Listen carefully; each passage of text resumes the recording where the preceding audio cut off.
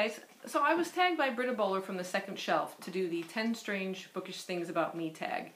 And I gotta tell you, I had a little hard time coming up with 10 strange bookish facts, but I think I got a pretty good selection here, so I'm going to go ahead and get started.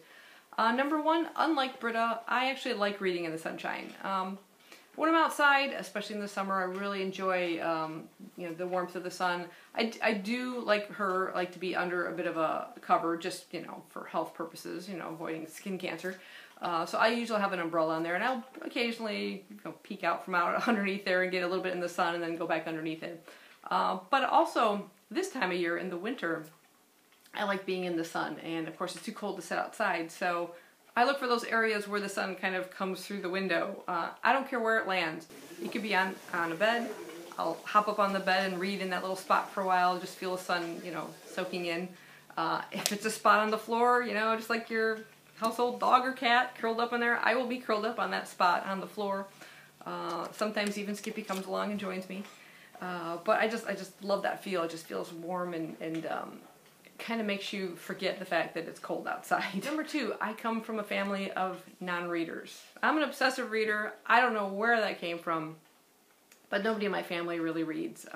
The only thing that seemed to read, like my parents, my grandfather when he was still living, newspapers, just reading the facts and things like that. My brother, he reads audio or car magazines. His sons don't like to read. The only other reader in the immediate family is my sister-in-law. So by blood, nobody. I don't know why I became such an obsessive reader. Number three, I know my mom read to me when I was a child, but I have no actual memories of, say, curled up in bed with her sitting by the bedside reading me a story. The earliest memories I have of the earliest books, the Dr. Seuss and the Little Golden books, I remember reading them myself. So for some reason I can't unlock those memories in my head of my mom reading to me, which I kind of feel sad about. I guess it's trapped in there with my Halloween memories, because I can't remember a single Halloween costume I ever wore as a kid. I don't know why, but again, both of those memories are kind of just locked away from me. Number four, I always have to have a book with me. I don't care where I'm going. It could be a short little trip, even just out to a restaurant or something. I've got to take a book with me. So I always have one somewhere in my book bag, just in my hand, in the car. In fact, one day I went to one of those little free libraries just to see if there was anything of interest there, and I saw a little mass market paperback by Albert Camus called The Outsider. And I thought, oh, okay, this looks pretty cool. It's kind of one of those nostalgic type covers, really old. And I brought it home only to realize, oh, that's The Stranger, just with a different title. So now I have two copies of the same book, which I haven't yet read, and I thought, well, you know what? I'll leave it in my glove compartment in case I ever find myself without a book. So the book is still sitting there in my glove compartment, just in case. Number five, I can and do read anywhere. Sitting on the floor in the house, in a car while I was traveling. I don't get motion sickness when I'm reading. At a restaurant, waiting for the food to be delivered, in a physician's waiting room. What else? Yeah, just about anywhere. At a park. Yeah, I just like to read anywhere. It doesn't matter. I could be in a room and someone comes in watching TV. I can still read in there, and it won't bother me too much. Number six, I, for some reason, have to have multiple books going at the same time. Yeah, it's like potato chips. Can't have just one. Like right now, I'm listening to Robert Galbraith's Lethal White. I am reading Daphne du Maurier's Frenchman Creek, and I'm also in the middle of a manga.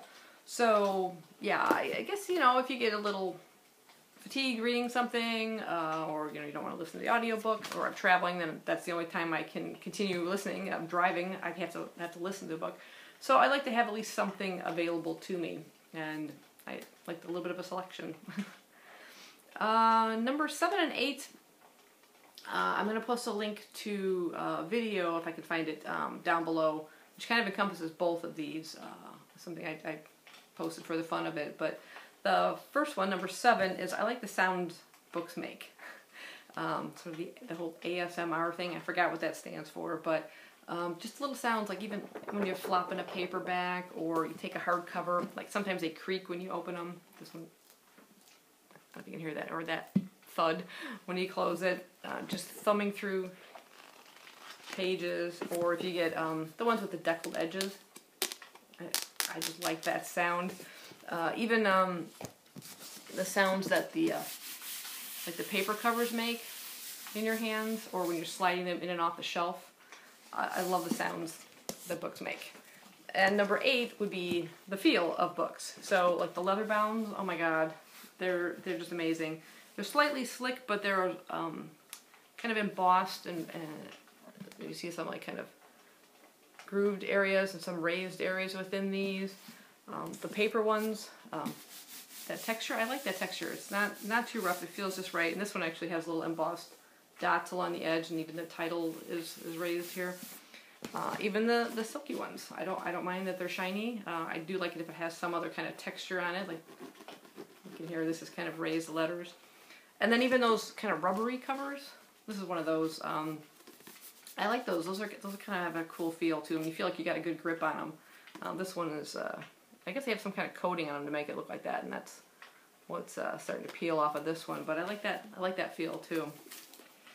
Number 9, a lot of strange coincidences happen with me and books. I think I've mentioned this on the channel as well. I may have posted a video, and if I can find a link to it, I'll put it down below. But sometimes I'll read something in a book, and then it'll happen, some kind of similar thing will happen in real life, or some kind of reference to it. The one I think I put in the video was when I was reading Jules Verne's 20,000 Leagues Under the Sea. And there's a scene where our main characters are underwater beneath an iceberg. And they're exploring under there, and suddenly the iceberg flips, trapping them within a cavern below.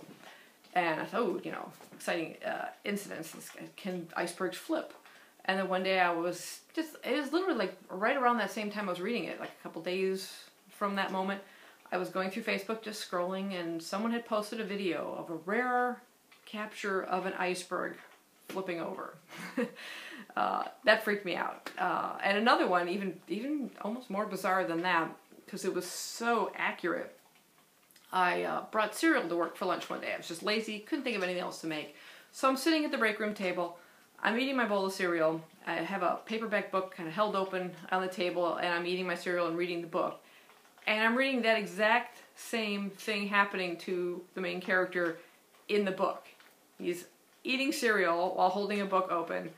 And I had to get an employee who happened to walk in. I'm like, check this out. You're not going to believe this. It's like I had to like get someone to confirm that this is actually happening. I am doing this, and the same thing is happening with the character in the book.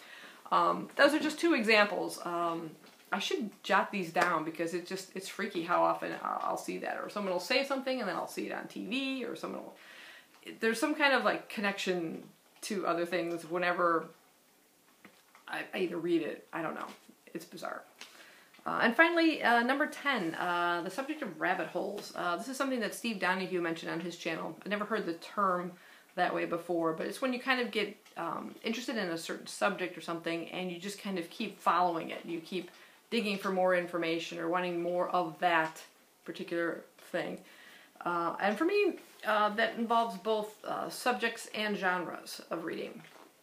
In terms of subjects, I'll start out with, I used to read the Amelia Peabody ancient Egyptian kind of, well, they weren't ancient, but they were Egyptian mysteries, and I started getting fascinated with ancient Egypt, and I started looking for other mysteries that were on that subject. Then I started looking for factual books on that. And then I got a subscription to a magazine on archaeology.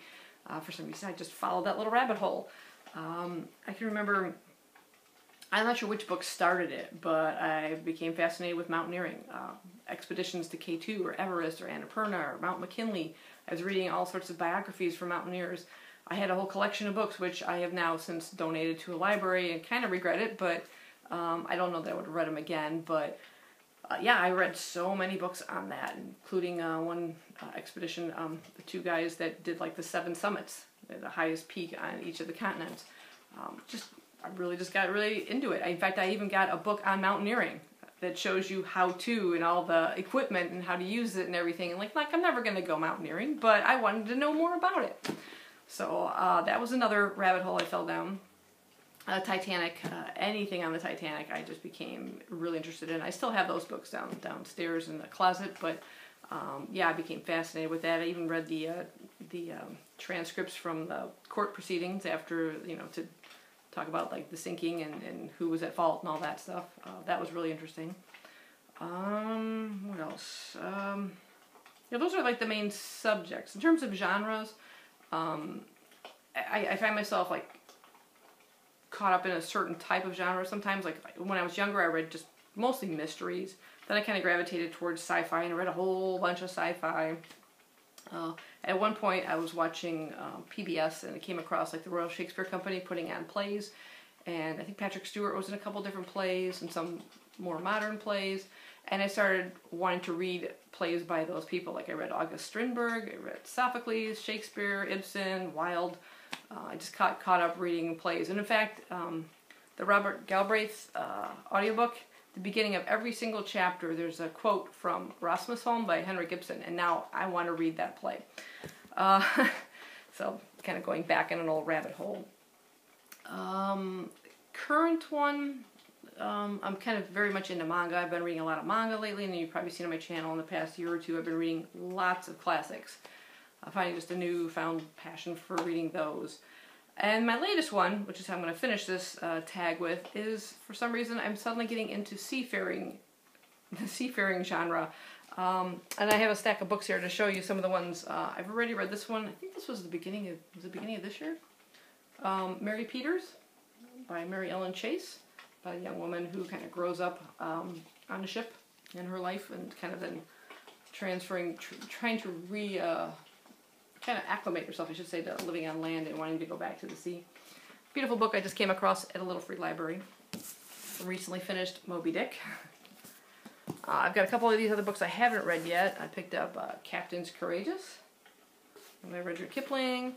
We've got The Sea Wolf by Jack London. The Bounty Trilogy by Charles Nordhoff. Boop, there it is. And We the Drowned by Karsten Jensen. So somehow I've suddenly, I don't know, just acquired all of these seafaring books. Oops, I forgot the other two. These other two as well. And in fact, the one I'm currently reading, Daphne Maurier, Frenchman's Creek, also has a bit of part of the story taking place in the sea. There's a pirate and his ship and the young woman who sort of like falls in love with him. So more seafaring genre. So I don't know, what kind of rabbit holes have you guys fallen down into? So that's the end of this tag. 10 questions. I'll be tagging some people. I'll probably put them in the side here somewhere. I can't think of who I want to tag yet or who hasn't been already tagged by either Britta or Steve or some other people who've done it already. So check to see if your name's over here. And if it's not, just go ahead and do the tag anyway. Let me know you've done it. I'll go check it out. I hope you guys have enjoyed this, and I will see you next time.